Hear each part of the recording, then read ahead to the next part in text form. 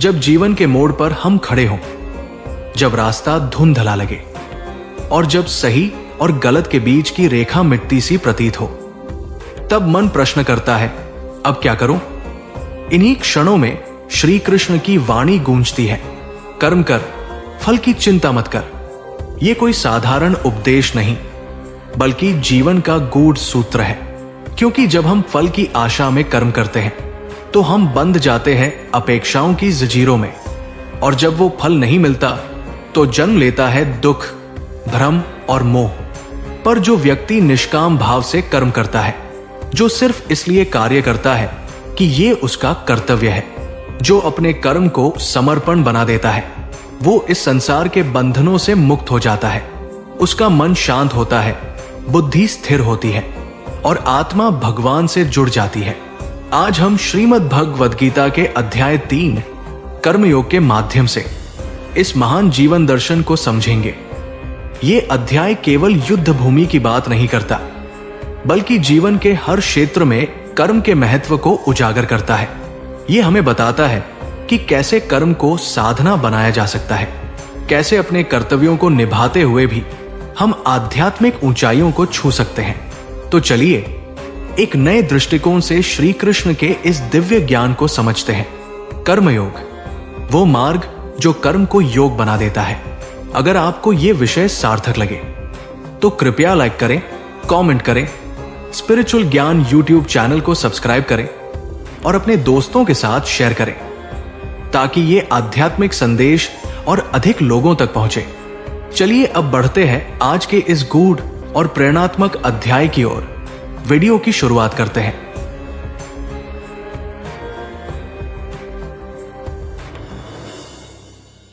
अर्जुन का द्वंद्व और श्री कृष्ण का कर्मयोग का उपदेश विस्तार पूर्वक विवेचन। अर्जुन अब भी गहरे मानसिक और भावनात्मक द्वंद्व में फंसा हुआ है।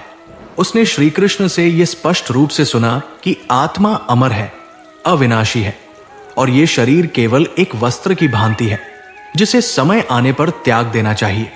उसने ये भी सुना कि ज्ञान को सबसे श्रेष्ठ मार्ग बताया गया है, जो आत्मा को मोक्ष की ओर ले जाता है। लेकिन इस सब के बाद भी श्री कृष्ण उसे युद्ध के लिए प्रेरित कर रहे हैं। अब अर्जुन के मन में एक स्वाभाविक प्रश्न उठता है, यदि ज्ञान से मोक्ष प्राप्त होता है तो मुझे इस युद्ध, इस हिंसा और इस कर्तव्य की अग्नि में क्यों झोंका जा रहा है? यह प्रश्न केवल अर्जुन का नहीं है, यह हर उस व्यक्ति का है जो आध्यात्मिकता और संसार के बीच संतुलन बनाने की कोशिश करता है। यही वो क्षण है जब गीता की 3रे अध्याय की शुरुआत होती है, कर्मयोग, जहां श्री कृष्ण जीवन का वो गूढ़ रहस्य उजागर करते हैं, जो न केवल युद्ध भूमि में खड़े अर्जुन के लिए, बल्कि हर जीवन से जूझते इंसान के लिए एक दिव्य उत्तर है। श्री कृष्ण मुस्कुराते हैं, जैसे किसी बालक की उलझन पर एक पिता मुस्कुराता है और कहते हैं, हे अर्जुन, केवल ज्ञान या त्याग से मोक्ष नहीं प्राप्त होता जब तक वो कर्म से जुड़ा न हो। इस सृष्टि में कोई भी क्षण मात्र के लिए भी बिना कर्म के नहीं रह सकता। हर जीव प्रकृति के गुणों से प्रेरित होकर ही कार्य करता है। यहां श्री कृष्ण कर्म की अपरिहार्यता को स्पष्ट करते हैं। वो बताते हैं कि चाहे कोई जितना भी संन्यास का दावा कर ले या ध्यान में लीन हो जाए, फिर भी मन, बुद्धि और इंद्रियां किसी न किसी प्रकार से सक्रिय रहती ही है। निष्क्रियता केवल भ्रम है। जीवन का स्वभाव ही कर्म है। श्री कृष्ण इस संसार को एक विशाल कर्म चक्र के रूप में समझाते हैं। सूर्य का उदय, चंद्रमा का प्रकाश, हवाओं का चलना, ऋतुओं का बदलना, धरती पर वर्षा होना, अनाज का उगना, ये सब कुछ किसी देवता द्वारा नहीं, बल्कि एक निश्चित कर्म के चक्र से ही संचालित होते हैं। इन सभी प्रक्रियाओं के पीछे कोई फल की लालसा नहीं है। फिर भी ये कर्म सृष्टि के संतुलन को बनाए रखते हैं। इससे वे ये सिद्ध करते हैं कि कर्म करना ही धर्म है, परंतु उस कर्म को कैसे किया जाए, यही असली योग है। यहीं से श्री कृष्ण अर्जुन को एक विशेष मार्ग बताते हैं, जिसे वे कहते हैं निष्काम कर्मयोग। ये वो मार्ग है जिसमें व्यक्ति कर्म करता है, लेकिन उस कर्म के फल की अपेक्षा नहीं करता। निष्काम भाव का अर्थ है आसक्ति रहित होकर कर्म करना, कर्म को भगवान को अर्पित करना और परिणाम में ईश्वर की इच्छा मानना। श्री कृष्ण कहते हैं, जो व्यक्ति कर्म करते हुए भी आसक्त नहीं होता, वो कर्म के बंधन में नहीं बंधता। यानी ऐसा व्यक्ति संसार में रहते हुए भी संसार से ऊपर उठ जाता है। वो न तो सफलता से गर्वित होता है, न ही असफलता से दुखी। उसका जीवन सेवा बन जाता है, भक्ति बन जाता है। इसके बाद श्री कृष्ण अर्जुन को एक बहुत ही महत्वपूर्ण सामाजिक सत्य बताते हैं। श्रेष्ठ व्यक्ति जो करता है, बाकी लोग उसका अनुसरण करते हैं। यदि अर्जुन जैसा महान योद्धा अपने कर्तव्य से पलायन करेगा, तो आमजन भी कर्तव्यों से भागना उचित मानेंगे। एक राजा, एक गुरु, एक माता पिता, एक नेता, इन सबके कर्मों का समाज पर प्रभाव पड़ता है। इसलिए कर्म से भागना केवल व्यक्तिगत नहीं होता, वो समाज की दिशा को भी प्रभावित करता है। श्री कृष्ण अर्जुन को स्पष्ट रूप से समझाते हैं कि इस युद्ध में उसका भाग लेना सिर्फ उसका व्यक्तिगत धर्म नहीं है, बल्कि ये एक सामाजिक और लौकिक धर्म है।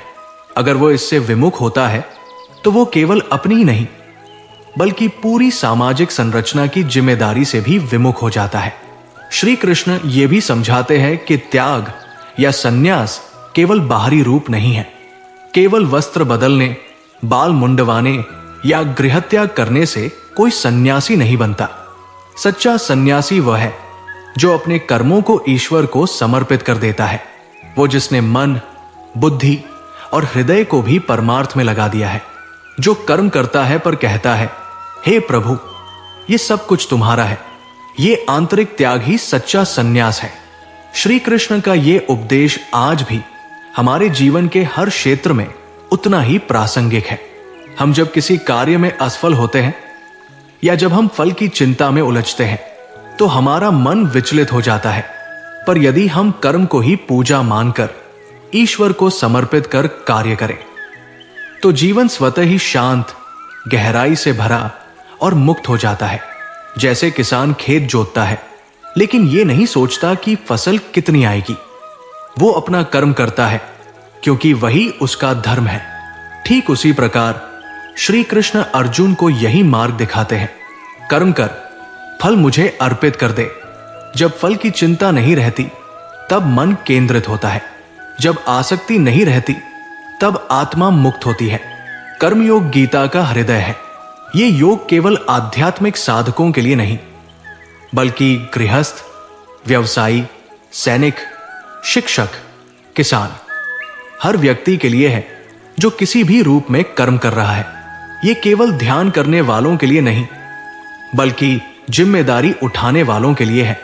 इस अध्याय का सार यही है, कर्म से भागो मत, कर्म में डूब जाओ, लेकिन अपने कर्म को भगवान के चरणों में अर्पित कर दो, ताकि वो कर्म तुम्हारे बंधन का कारण न बने, बल्कि तुम्हारी मुक्ति का माध्यम बन जाए।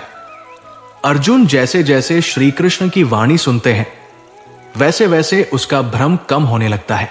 उसे यह समझ आने लगता है कि यह युद्ध केवल एक लड़ाई नहीं है, बल्कि यह एक साधना है, कर्म की, त्याग की, समर्पण की।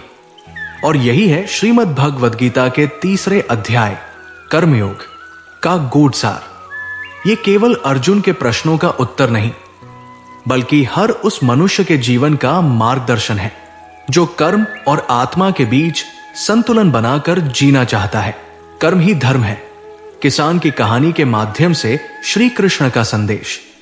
कल्पना कीजिए, एक छोटा सा गांव जहां समय सूरज की गति से चलता है और जीवन मिट्टी से उपजता है।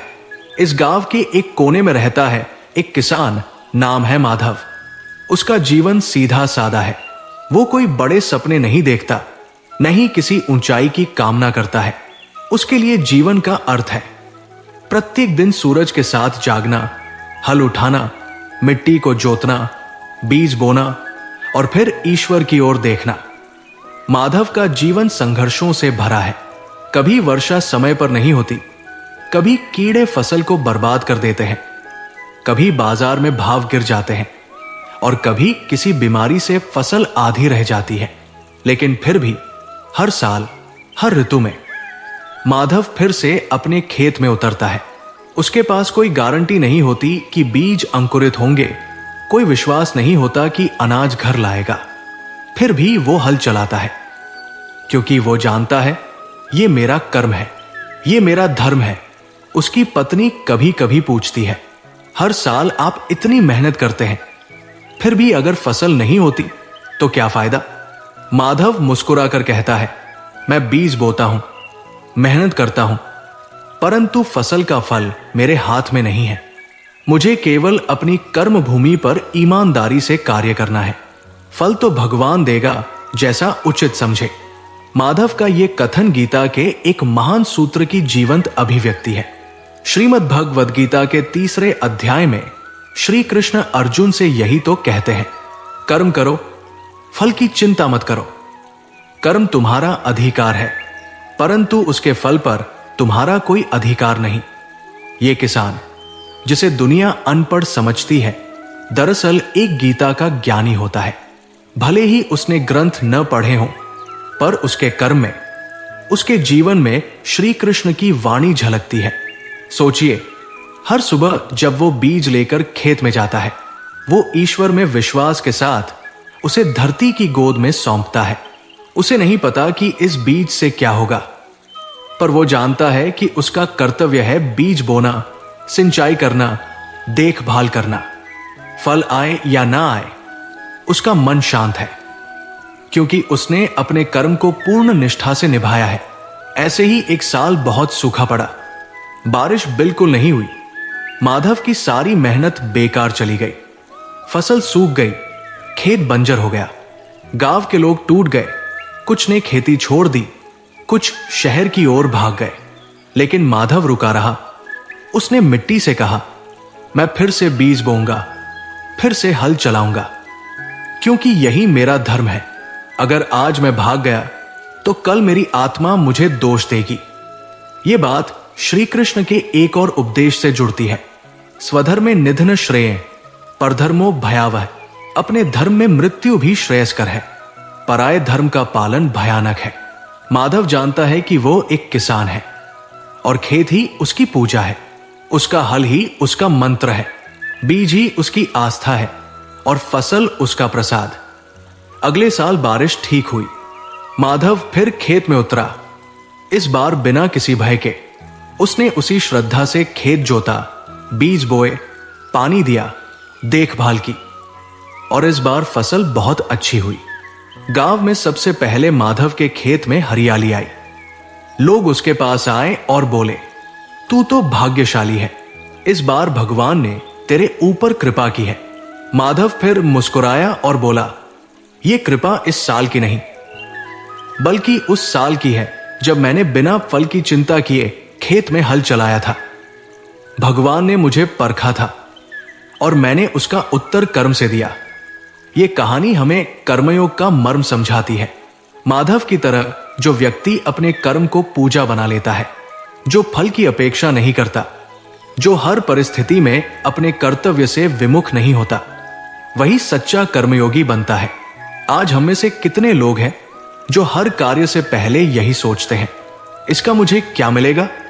लेकिन गीता कहती है, जब तक हम कार्य को लाभ से जोड़ते रहेंगे, तब तक हम संसार के बंधन में फंसे रहेंगे।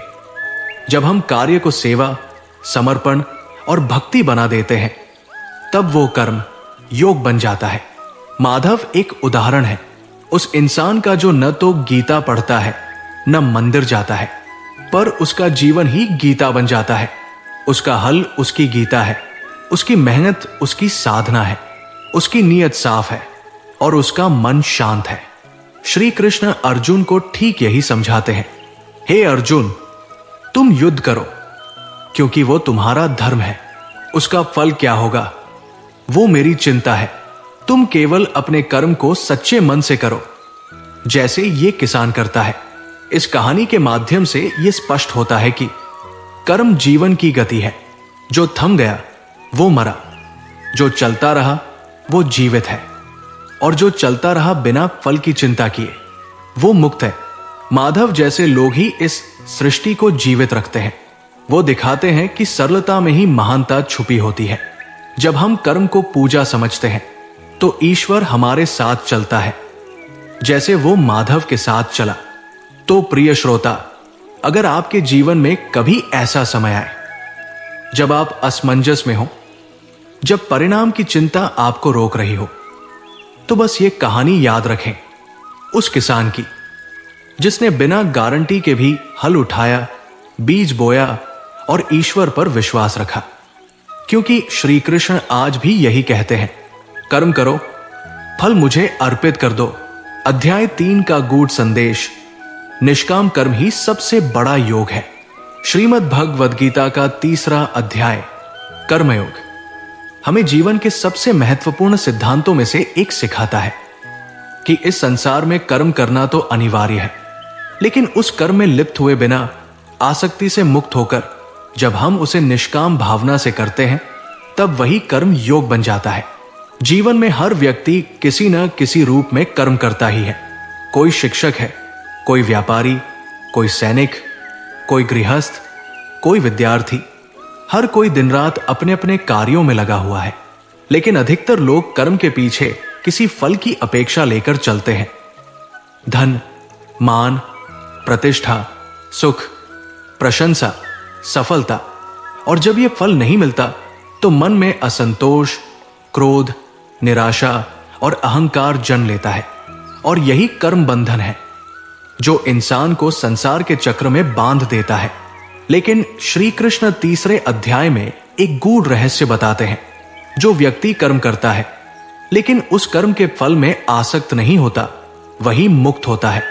ये निष्काम कर्म ही वो योग है जो आत्मा को परमात्मा से जोड़ता है। ये केवल कर्म नहीं, बल्कि एक साधना है जहां कार्य पूजा बन जाता है। जीवन में निष्काम कर्म ही सबसे बड़ा योग है। ये वाक्य केवल एक श्लोक का सार नहीं, बल्कि एक जीने की कला है। जब हम कार्य को केवल अपने स्वार्थ के लिए नहीं, बल्कि ईश्वर को समर्पित करके करते हैं, तो हम कर्म करते हुए भी निर्लिप्त रहते हैं। हम जिम्मेदार रहते हैं पर चिंतित नहीं होते। हम मेहनत करते हैं पर परिणाम से डरे नहीं रहते। ऐसी स्थिति में कार्य हमें बंधन नहीं देता, बल्कि वह मुक्ति का मार्ग बन जाता है।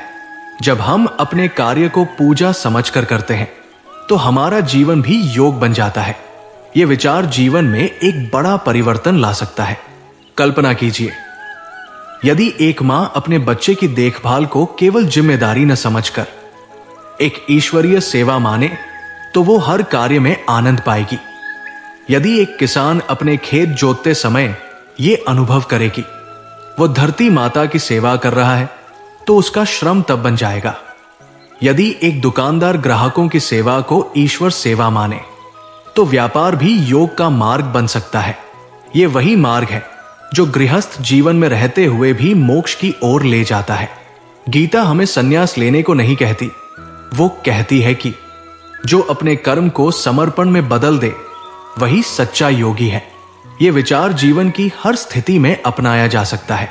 तब खाना बनाना भी तपस्या हो जाता है, दफ्तर में काम करना भी साधना बन जाता है, और परिवार चलाना भी आध्यात्मिक यात्रा बन जाती है। इसलिए श्री कृष्ण कहते हैं, कर्म करो पर फल की अपेक्षा मत रखो। अपने कर्म को भगवान को अर्पण कर दो। यही निष्काम कर्म है, यही सच्चा योग है। यह संदेश आज के युग में और भी प्रासंगिक हो जाता है, जहां लोग केवल सफलता, दौलत और प्रशंसा के पीछे भाग रहे हैं। वहां यह ज्ञान हमें भीतर से स्थिर, मन से शांत और आत्मा से जुड़ा हुआ बनाता है। कर्म से भागो मत, बल्कि उसे पूजा बना लो। फल को पकड़ो मत, बल्कि उसे भगवान पर छोड़ दो। तब तुम देखोगे हर दिन एक साधना है, हर पल एक उपासना है, और हर कर्म आत्मा को परमात्मा से जोड़ने वाला योग है। तो प्रिय श्रोताओं, अगर कभी जीवन के रास्ते धुंधले हो जाएं, अगर कभी भीतर ये द्वंद्व उठे कि क्या करना सही है, अगर कभी ये समझ न आए कि अपने कर्तव्य का पालन करें या आराम के मार्ग पर चलें, तो बस एक क्षण को शांत होकर श्री कृष्ण की वह दिव्य वाणी याद करो जो उन्होंने अर्जुन से कही थी, स्वधर्मे निधन श्रेय परधर्मो भयावह। अपने धर्म में मृत्यु भी श्रेयस्कर है। दूसरे के धर्म का पालन भयावह है। इस एक श्लोक में गीता का जीवन दर्शन छिपा है। यह केवल धार्मिक उपदेश नहीं, बल्कि आत्मा की पुकार है, जो हमसे कहती है कि जीवन में जो कर्तव्य हमारे सामने आया है, जो भूमिका हमें ईश्वर ने सौंपी है, उसे पूरी निष्ठा और समर्पण से निभाना ही सच्ची साधना है। कभी कभी हम दूसरों के रास्तों को देखकर भ्रमित हो जाते हैं। हमें लगता है कि उनका मार्ग आसान है, अधिक सम्मानजनक है, अधिक प्रभावशाली है। पर गीता हमें सावधान करती है, दूसरे का धर्म, चाहे वो कितना भी महान क्यों न दिखे, तुम्हारे लिए विनाशकारी हो सकता है। हर आत्मा की यात्रा अद्वितीय है। हमें वही कर्म करना चाहिए जो हमारी प्रकृति, परिस्थिति और आत्मा के अनुरूप है, क्योंकि वही हमारे लिए ईश्वर की योजना है। अर्जुन के लिए युद्ध उसका स्वधर्म था। भले ही वो हिंसक प्रतीत हो रहा था, भले ही वो अपने ही रिश्तेदारों से भिड़ने जा रहा था, लेकिन अगर वह अपने धर्म से विमुख होता तो वो केवल अपने को ही नहीं, बल्कि संपूर्ण धर्म और समाज की रीढ़ को तोड़ देता। आज भी ये उपदेश उतना ही प्रासंगिक है। अगर आप शिक्षक हैं तो पूरे मन से शिक्षा दें। अगर आप माता पिता हैं तो बच्चों के लिए आदर्श बने। अगर आप किसान हैं तो धरती को देवता मानकर हल चलाएं। कर्तव्य में ही ईश्वर है, कर्तव्य ही पूजा है, और कर्तव्य के प्रति समर्पण ही सबसे बड़ा योग है। अब जब हम तीसरे अध्याय कर्मयोग की इस गहराई को समझ चुके हैं, तो अगली यात्रा और भी रोचक और दिव्य होने वाली है, क्योंकि अगले अध्याय में श्री कृष्ण अर्जुन को एक और गूढ़ मार्ग दिखाते हैं, ज्ञान कर्म संन्यास योग। अगले अध्याय में हम जानेंगे कैसे ज्ञान, कर्म और संन्यास, ये तीनों आपस में टकराते नहीं, बल्कि एक साथ मिलकर आत्मा को मोक्ष की ओर ले जाने वाले पूरक बन जाते हैं। श्री कृष्ण बताएंगे कि कैसे सच्चा संन्यास केवल त्याग नहीं है, बल्कि वह ज्ञान से जन्मा हुआ ऐसा त्याग है जो कर्म को आत्मा से जोड़ता है। तो मिलते हैं अगले अध्याय में, जहां हम और अधिक गहराई से श्री कृष्ण की वाणी का अनुभव करेंगे, जहां हम जानेंगे कि कैसे ज्ञान को कर्म में मिलाकर और फिर कर्म को ईश्वर को समर्पित करके हम इस जीवन को ही एक साधना, एक उपासना और एक मोक्ष मार्ग बना सकते हैं। तब तक बस यही स्मरण करते रहो, कर्म करो पर फल की चिंता मत करो, अपने धर्म में अड़िग रहो, और सबसे महत्वपूर्ण, कर्म कर श्री कृष्ण पर भरोसा रख।